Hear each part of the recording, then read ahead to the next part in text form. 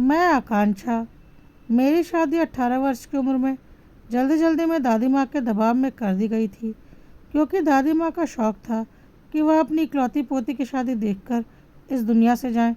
पता नहीं बुजुर्गों को कैसे कैसे शौक़ होते हैं कि हम पोते पोतियों की शादी देखकर जाएं, और उस चक्कर में माँ बाप बिना सोचे समझे कहीं भी जल्दी जल्दी में बेटी की शादी कर देते हैं, जबकि उसकी ज़िंदगी की तो शुरुआत हो रही होती है। खैर, इसी तरह से मेरी भी शादी तय कर दी गई।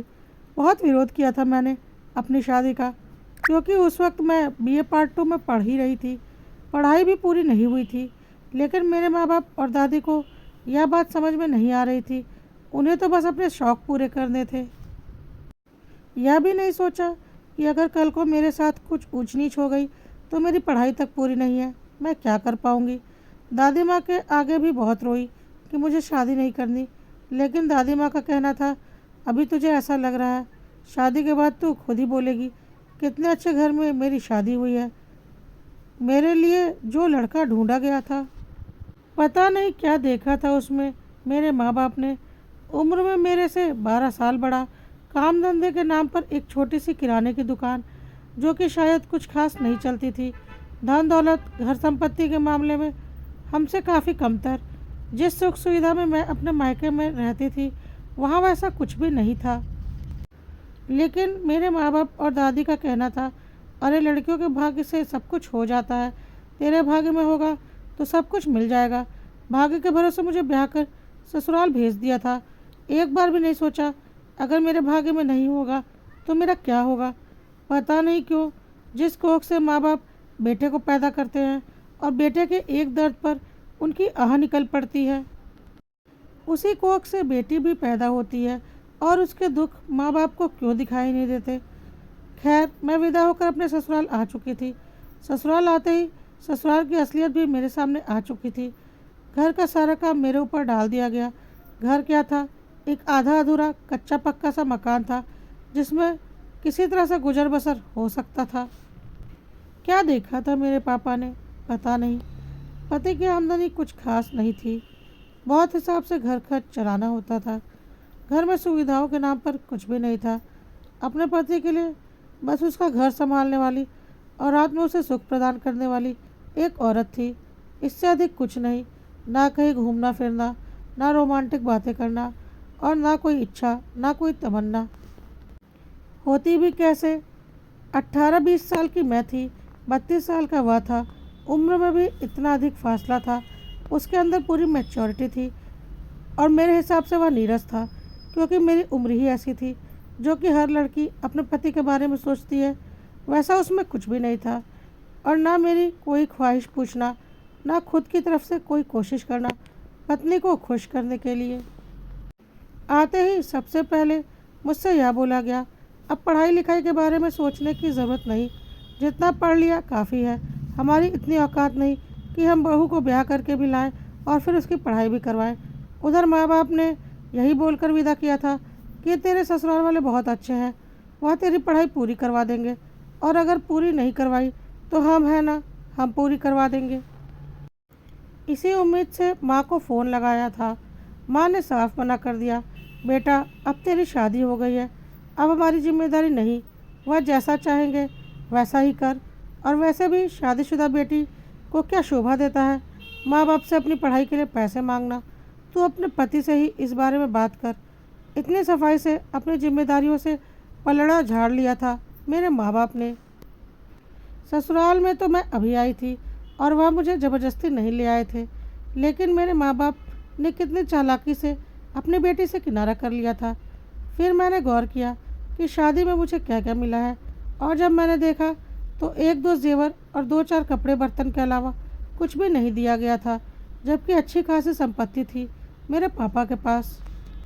शायद सब अपने बेटे के लिए बचा लिया था, आखिर बेटा ही तो सब कुछ होता है। मैंने माँ को एक बार फिर इस बारे में बोला। माँ ने बोला, देख बेटा, बेटियों का इतना ही होता है मायके में, जो तुझे देकर विदा कर दिया। अब तू मायके का मोह छोड़ दे, तेरे भाई के लिए है सब कुछ, आखिर तुझे तेरे पति के वहाँ मिलेगा ना तेरा हक। मैंने बोला, क्या माँ, क्या देखकर मेरी शादी की है क्या मेरे पति के पास। माँ ने बोला, यह सब तो बेटियों का अपना अपना भाग्य होता है कि उन्हें कैसा ससुराल मिलता है। और फिर उन्होंने फ़ोन रख दिया। ससुराल में एक अच्छे कपड़े के लिए भी मैं तरस जाती थी। अगर रिश्तेदारी में किसी शादी में हमें जाना होता तो मेरे पास ढंग का कोई कपड़ा नहीं होता। अगर तबीयत ढीली होती तो सरकारी अस्पताल में जाना पड़ता। और गांव कस्बे के सरकारी अस्पतालों का हाल तो दुनिया जानती है। ऐसी जगह मेरा ब्याह कर दिया था मेरे माँ बाप ने। मुझे अपना जीवन गुजारना मुश्किल लग रहा था। ऊपर से मेरी पढ़ाई भी पूरी नहीं हुई थी। कपड़े बर्तन धोने के लिए भी मुझे घर से बाहर आंगन में बैठकर बाल्टी में पानी लेकर धोना पड़ता था। कोई नल या पानी की टंकी तक की सुविधा नहीं थी, जबकि मेरे मायके में सारी सुविधाएं थी। अगर मेरे पापा को शादी की इतनी ही जल्दी थी तो वह देखभाल कर अपने बराबरी के घर में भी तो मेरी शादी कर सकते थे। लेकिन हाँ, फिर शायद दहेज भी उन्हें पूरा देना पड़ता तो उनका खर्चा भी ज़्यादा पड़ता। और बेटियों के ऊपर कौन खर्च करना चाहता है। सब कुछ बेटों के लिए बचाना जो होता है तो बेटियों को लोग पैदा ही क्यों करते हैं। पैदा करते ही उनका गला क्यों नहीं दबा देते। या तो फिर उन्हें ऐसे सुख सुविधाओं में पालो ही मत कि अगर उन्हें उसके बाद ऐसे घर में ब्याह दो जहाँ सुख सुविधाओं के नाम पर कुछ भी ना हो तो उनका जीना मुश्किल हो जाए। खैर, इसी तरह से मेरा जीवन चल रहा था, एक एक चीज़ के लिए तरसते हुए और तड़पते हुए। ऊपर से मेरी पढ़ाई भी पूरी नहीं हुई थी।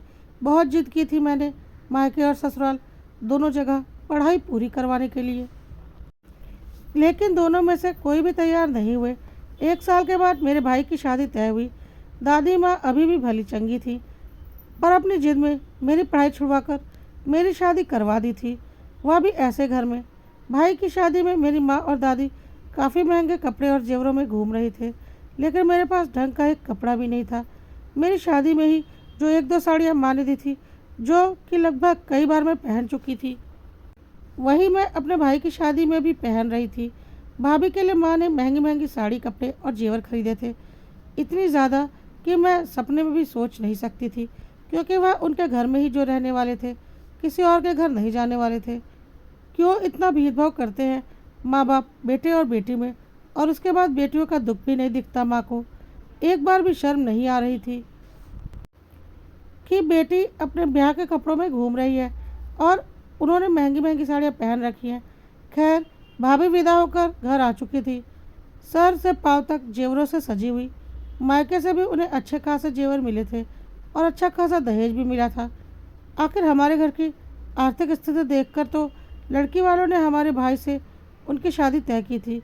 और मेरे भाई की सबसे बड़ी कस्बे में खेती के लिए उपयोग में लाए जाने वाले सामानों की दुकान थी, जिससे बहुत अच्छी आमदनी होती थी।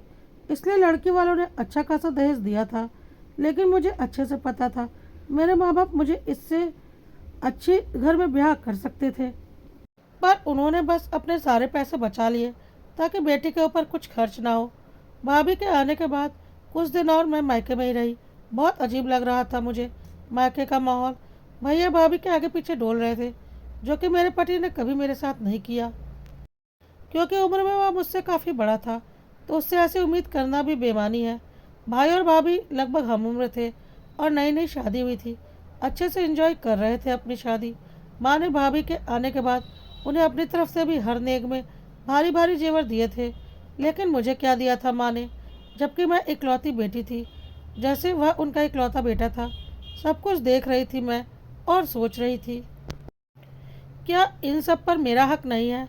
मैं भी तो इस घर की औलाद हूँ, क्यों मुझे इस तरह से ब्याह दिया, वह भी ऐसे घर में जहाँ इतनी सुविधाओं की कोई उम्मीद, कोई गुंजाइश नहीं है और ना ही कोई इच्छा है। घर में गर्मी बहुत हो रही थी। भैया ने शाम को ही भाभी की सुविधा के लिए कमरे में एसी लगवा दिया और मुझे अपना कमरा याद आ गया, जहाँ सीलिंग फैन तक नहीं, टेबल फैन लगाकर सोती हूँ, वह भी बीच बीच में मेरा पति बंद कर देता है बिल के डर से। खैर, मैं ससुराल वापस आ चुकी थी। भाई की शादी के नाम पर माँ ने एक जोड़ी कपड़े और एक छोटी सी कान की बालियाँ दी थी। बहुत गुस्सा आ रहा था मुझे, बेटे बहू के लिए इतना कुछ और बेटी के साथ ऐसा व्यवहार। अंदर ही अंदर घुटन हो रही थी मुझे। खैर, इसी तरह से 1 साल और बीत गया। मेरी भाभी भी अब माँ बन चुकी थी, क्योंकि उनकी उम्र शादी के वक्त थी 23 साल थी और अब वह 24 साल की उम्र में माँ बन चुकी थी। मेरी तो उम्र ही 18 साल थी और अभी मैं 20 साल की हुई थी शादी के 2 सालों के बाद। लेकिन इन 2 सालों में मैंने काफ़ी कुछ देख लिया था। और एक निर्णय ले लिया था कि मुझे अपने हक के लिए लड़ना होगा। मुझे ऐसी बेगानी शादी में नहीं रहना, क्योंकि आगे तभी बढ़ा जा सकता है जब उसके बारे में सोचा जाए। मेरा पति अपने छोटे से किराने की दुकान में खुश था, उससे आगे बढ़ने के लिए कभी नहीं सोचता था। मुझे पढ़ाई लिखाई करने नहीं देता था। सास का कहना था, जो है जितना है उतने में ही खुश रहो, घर के सारे काम करो और घर की बहू बनकर रहो, इससे ज़्यादा की उम्मीद मत लगाओ और अब जल्दी से मुझे पोते का मुंह दिखा दो। मुझे पता था कि मेरी ज़िंदगी खराब हो चुकी है और इसमें मेरे ससुराल वालों की कोई गलती नहीं। उन्होंने ज़बरदस्ती मुझसे शादी नहीं की थी, हाँ, लेकिन मेरे मायके वालों की पूरी गलती है। और सबसे बड़ी बात, जब मैं भी उसी घर की बेटी हूँ तो मेरा भी हर चीज़ पर बराबर का हक है। अब मुझे मेरा हक चाहिए। मैं यह समझौते की ज़िंदगी नहीं जी सकती। मैंने एक दृढ़ निश्चय ले लिया था। पता था राह कठिन है, लेकिन मैंने सोच लिया था, दुनिया को जो कहना है कहे, मैं अब पीछे हटने वाली नहीं, चाहे दुनिया इधर से उधर हो जाए। क्योंकि अगर आज मैं पीछे हट गई तो मेरी ज़िंदगी ऐसी ही वीरान रहेगी। और ज़िंदगी जीने का हक सबको है, वह भी अपने हिसाब से। मैं खुश नहीं हूँ ससुराल में। नहीं चाहिए मुझे ऐसा नीरस पति जो उम्र में मुझसे 12 साल बड़ा भी है। नहीं चाहिए मुझे ऐसा घर जहाँ एक एक चीज़ के लिए तरसना तड़पना पड़ता है और नहाने तक के लिए घर के बाहर आंगन में चारों ओर पर्दे लगाने पड़ते हैं और बाल्टी में पानी लाकर नहाना पड़ता है। क्या देखकर शादी की मेरे माँ बाप ने, और अब डींगे मारते फिरते हैं कि हमने बहुत सही उम्र में अपनी बेटी की शादी कर दी। बहुत बड़ी जिम्मेदारी निभा ली मैंने हिम्मत करके अपने पति को बोल दिया कि मैं आपके साथ अपनी ज़िंदगी नहीं गुजार सकती। सास और पति हैरान थे, यह क्या बोल रही है। मैंने बोला, मैं मायके जा रही हूँ, आप चाहे तो तलाक के कागज़ भेज दीजिएगा, मैं साइन कर दूंगी। पति ने बोला, पागल हो क्या, पता भी है तुम क्या बोल रही हो। मैंने बोला, आपकी कोई गलती नहीं है, मैं आपको कोई दोष नहीं दे रही हूँ, लेकिन मैं ऐसा जीवन नहीं जी सकती। मुझे पता है इसमें कभी कोई परिवर्तन नहीं होगा। सच कहती हूँ, अगर परिवर्तन की थोड़ी सी भी गुंजाइश होती ना तो मैं समझौते करके यहाँ रह लेती। लेकिन मुझे पता है आपकी जितनी आमदनी है आप उतने में ही खुश रहेंगे। घर में सुख सुविधाओं के नाम पर जो कुछ भी है जितना है उतने में ही समझौते करके आगे चलते रहेंगे। मैं ऐसी ज़िंदगी नहीं जी सकती। पति और सास ने एक दो बार मुझे रोकने की कोशिश की, लेकिन फिर उन्होंने भी बोलना बंद कर दिया और मैं घर से निकल गई। मायके में मुझे अचानक आया देख मेरे मायके वाले परेशान हो गए और मुझसे पूछा, क्या हो गया है इस तरह से अचानक। मैंने सब बोल दिया। माँ, मैं वहाँ ज़बरदस्ती का रिश्ता नहीं निभा सकती। माँ ने बोला, पागल है क्या, शादीशुदा होकर ऐसी बातें कर रही है, अब वही तेरा घर है। मैंने बोला, आपने बोल दिया और मैंने मान लिया।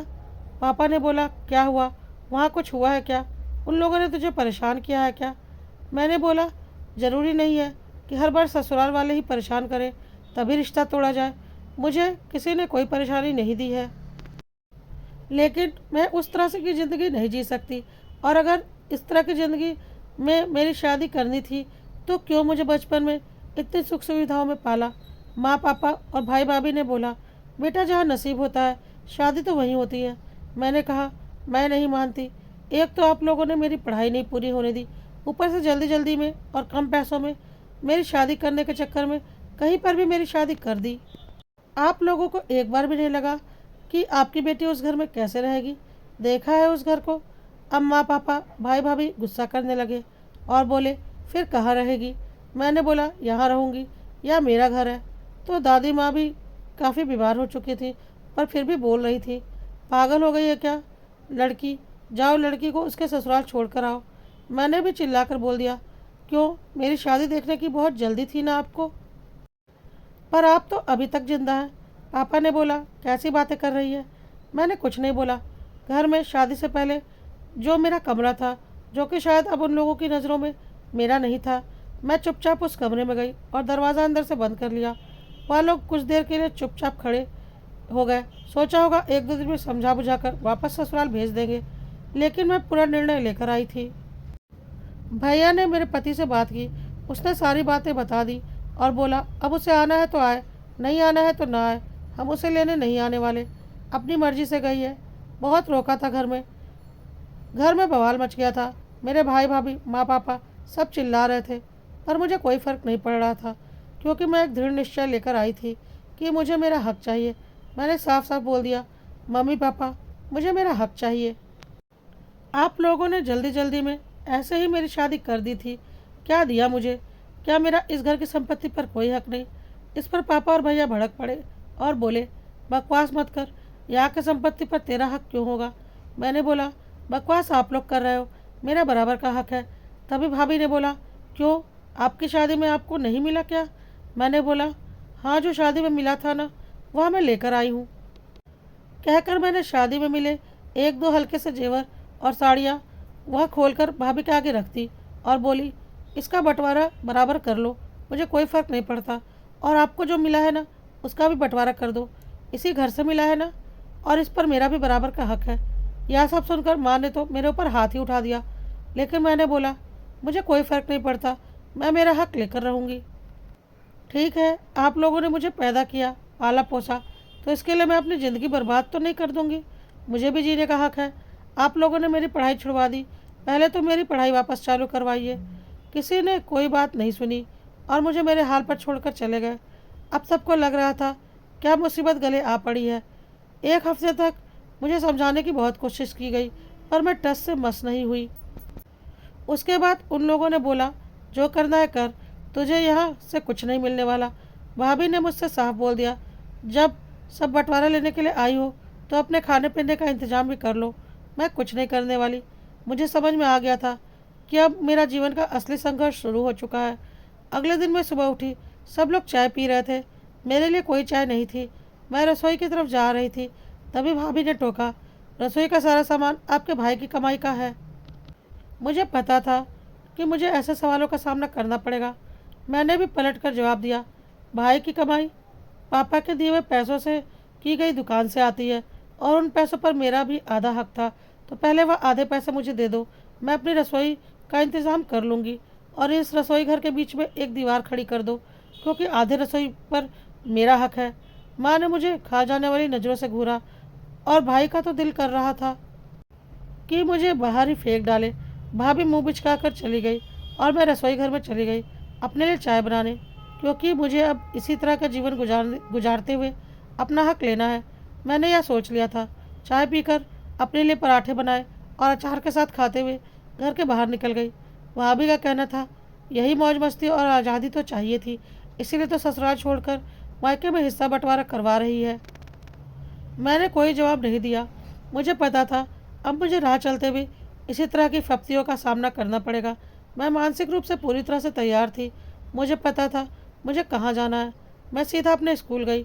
वहाँ जाकर मैंने अपने चित्रकला के टीचर से मिलने की इच्छा जाहिर की। स्कूल के अच्छे विद्यार्थियों में मेरी गिनती होती थी और अपने स्कूल में मैंने टॉप भी किया था। चित्रकला की टीचर मेरे पास आई और बोली, अरे आकांक्षा, तुम इतने सालों बाद यहाँ क्या कर रही हो? क्या बात है? मुझे पता था अगर कोई मेरी मदद कर सकता है तो वह सिर्फ लता मैडम है, हमारी चित्रकला की टीचर।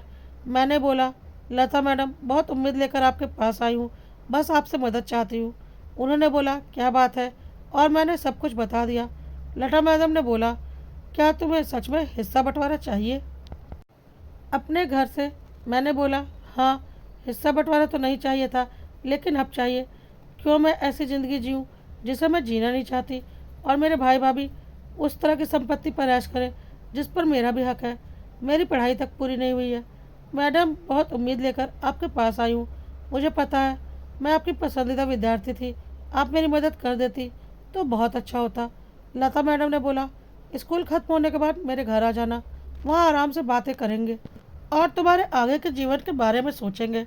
मैं चुपचाप घर आ गई। घर पर काफ़ी तानों का सामना करना पड़ रहा था, पर मैं किसी की बातों पर ध्यान नहीं दे रही थी।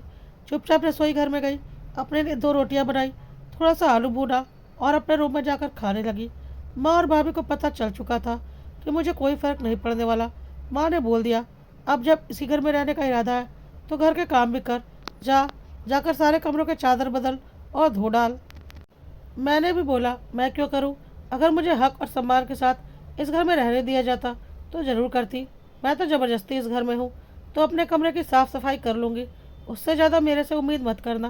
कहकर मैंने दरवाज़ा बंद कर लिया। बहुत ढीठ हो गई थी मैं, जो कि मुझे होना ही था अपनी ज़िंदगी संवारने के लिए। खैर, शाम को मैं लता मैडम से मिलने उनके घर चली गई।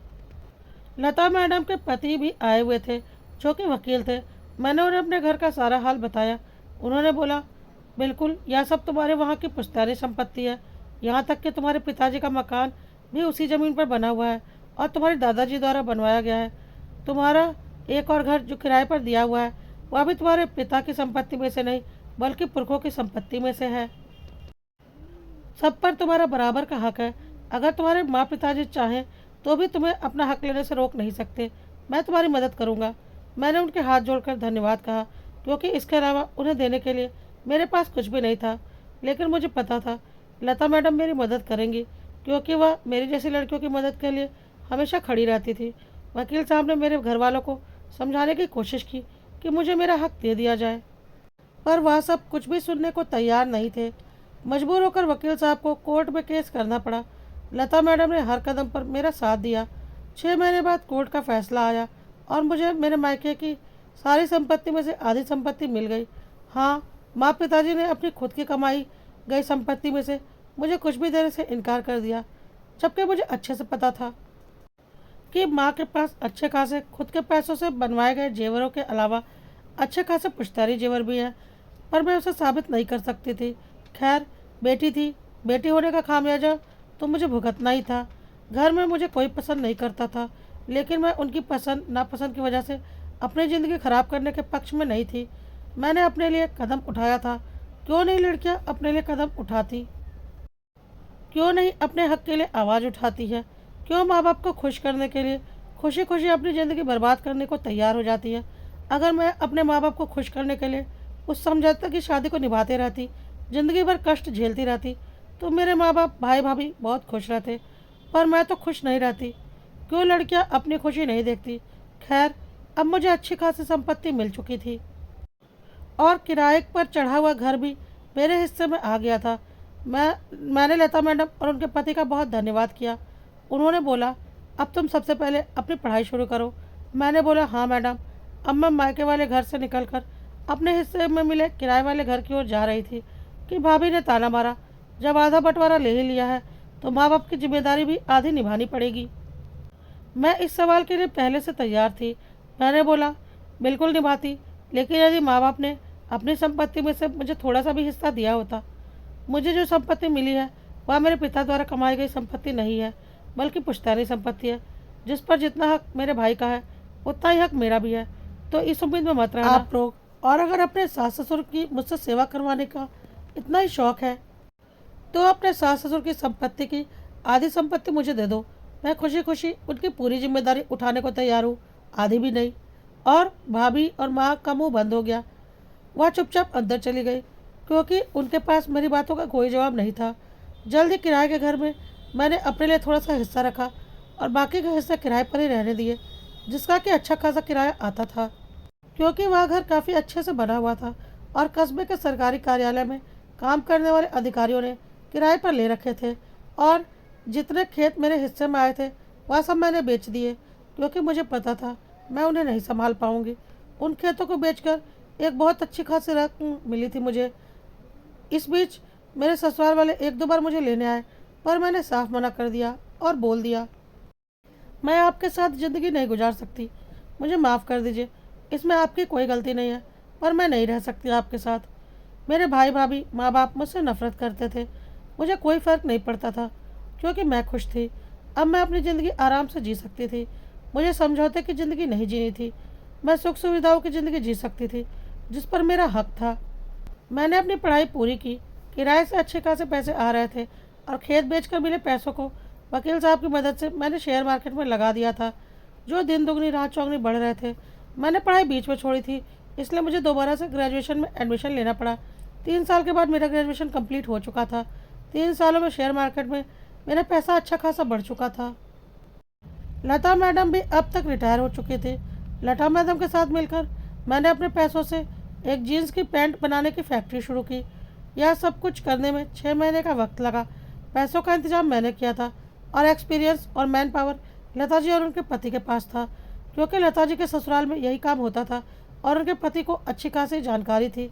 70% और 30% का शेयर था मेरा और लता मैडम का, जो कि हमारी आपसी सहमति से तय हुआ था। सारा मैन पावर, मशीन वगैरह, इन सब का इंतजाम लता जी के पति ने ही किया था। डीलर्स वगैरह का अरेंजमेंट भी उन्होंने ही किया था। 1-2 साल संघर्ष करने पड़े। माँ बाप भाई भाभी को लग रहा था कि मैंने अपने हक की संपत्ति लेकर उन पैसों को डुबा दिया है, लेकिन 2 से 3 सालों में मेरी फैक्ट्री अच्छी खासी चल निकली। जीन्स की डीलिंग के सिलसिले में शहर जाना होता था, जहां हमारा मुख्य डीलर समर था। धीरे धीरे मेरी और उसकी अच्छी दोस्ती हो गई और हम एक दूसरे को पसंद करने लगे। पता था माँ बाप भाई भाभी मुझसे कोई मतलब नहीं रखते, मुझे भी अब उनसे कोई मतलब नहीं था, क्योंकि मुझे भी अपनी ज़िंदगी में खुशियाँ उतनी ही प्यारी थी जितनी उन लोगों को अपनी खुशियाँ प्यारी थी। और खुश रहने का हक तो सबको है ना। मैंने लता जी के सहयोग और आशीर्वाद से अपने पसंद से समर से शादी कर ली।